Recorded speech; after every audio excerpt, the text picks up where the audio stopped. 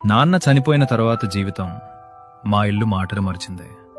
గలగల వినిపించే నాన్న నవ్వులు గాలిలో కలిసిపోయాయి. ప్రేమగా మాట్లాడే మాటలు, బాధ్యతతో తిట్టే తిట్లు ఆకాశానికి ఎగిసిపోయాయి.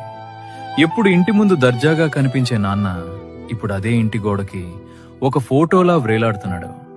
ఎన్నో ఫోటోలున్నా నా ఫోన్లో నాన్న ఫోటోలే చాలా తక్కువ. ఆయన ఉన్నప్పుడే ఎందుకు తీసుకోలేకపోయావు అని నా మనసు నన్నే నిలదీస్తుంది. ఒక్కసారి నాన్న చేత్తో దెబ్బలు తినాలని గట్టిగా కౌగిలించుకుని ఆయన మీద ఉన్న ఇష్టాన్ని కన్నీళ్లతో చెప్పాలనుంది. ఈ బాధ జీవితాంతం వెంటాడుతుందేమో, సంతోషానికి కోపం వచ్చిందేమో, మా నవ్వుల్ని మాకు దూరంగా తరిమేసిందే, నిద్రకి కూడా బాధేసిందేమో, కనురెప్పలతో కన్నీళ్లని నొక్కి పట్టేసిందే. నా మనసుకి సర్ది చెప్పుకున్నా బయటికి ఏడుస్తూ కనిపించకని, కాని అమ్మ నవ్వడమే మర్చిపోయింది. అర్ధరాత్రి లేచి నాన్నని తలుచుకుంటూ ఏడ్చే ఆమె ఏడుపు నన్ను చీల్చేస్తుంది.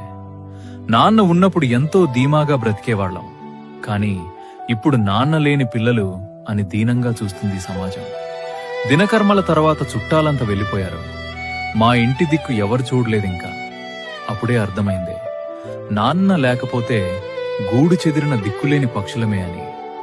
నాన్న లేనప్పుడే తెలిసింది బ్రతుకు ఇంత బరువు ఉంటుందా అని, నాన్న ఎంత బలవంతుడో అని. ఇన్ని రోజులు నాన్న భుజాలపై నిల్చున్నాను, ఇప్పుడు ఆ భుజమే విరిగిపోయింది.